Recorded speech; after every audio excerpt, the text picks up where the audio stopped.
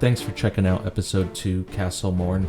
All content in Season 1, The Golden Order, is 100% no death runs, with no rune weapon farming. Bloody Finger Nerigis is one of our first visits after initially spawning in that can go wrong. It shouldn't, but it can because of the bleed effect from his dagger's unique skill. Next, we clear out Patch's henchmen, and then on to Patches. We are using the ornamental straight swords we get from killing the grafted scion. They do extremely well in all of the content leading up to this. We do kill Patches, at least for now, because the +7 spear is the best weapon I've come across in my runs so far. This weapon can carry you through Godric the Grafted, and on from there with no investment other than time. It is also considerably safer than most swords due to the extra distance you get. You could keep, extra space in between you and the enemy and do significant damage at the same time. And then if you add on Ash of War Sacred Blade, it gives the extra oomph I believe this weapon needs in order to make it into the middle stages of the game. But this does allow us to have that buff on our sword with the FP instead of crafting materials, because we should be saving all of our crafting materials because we want to prioritize getting as many cracked pots as possible. So we try to buy them from all the vendors and locate them in all the discoverable areas. When I did my first playthrough, I remember being oddly conservative with my throwable and consumable items, saying, no, I don't want to waste it here. Well, now death means starting over, which could mean a 5 to 8 hour investment into a run is gone. And, meanwhile, I've got a bunch of fire and holy pots sitting in my inventory.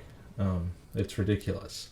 So regardless, many of the fights that can cause stress in a no-death run, like the Knights or the Warhawks, can easily be dealt with using cracked pots, completely nullifying the risk of most situations. So regardless, it should be bosses killing you, but oftentimes in these runs that's not the case. It ends up being, the environment or a hawk or something stupid. Regardless, Margit is the first real milestone. A very simple one at that, but still, it's a fog gate that blocks you from going into Stormvale Castle. So in my eyes, that's a milestone because you have to commit to it. And if, it's a life or death scenario, you're either going to kill that boss or you're going to be starting over.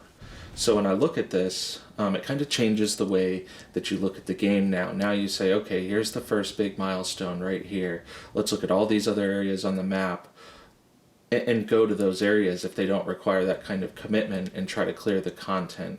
And what I found is that most of the content on the main land area and the Weeping Peninsula and even slightly into Caelid is actually clearable.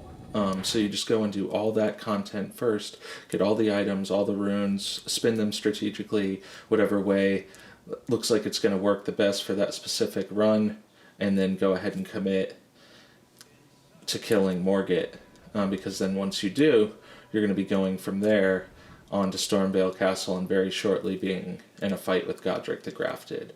And that's a fight that I truly believe is a little bit more of a level or gear check, just because it's not going to be an easy fight most of the time.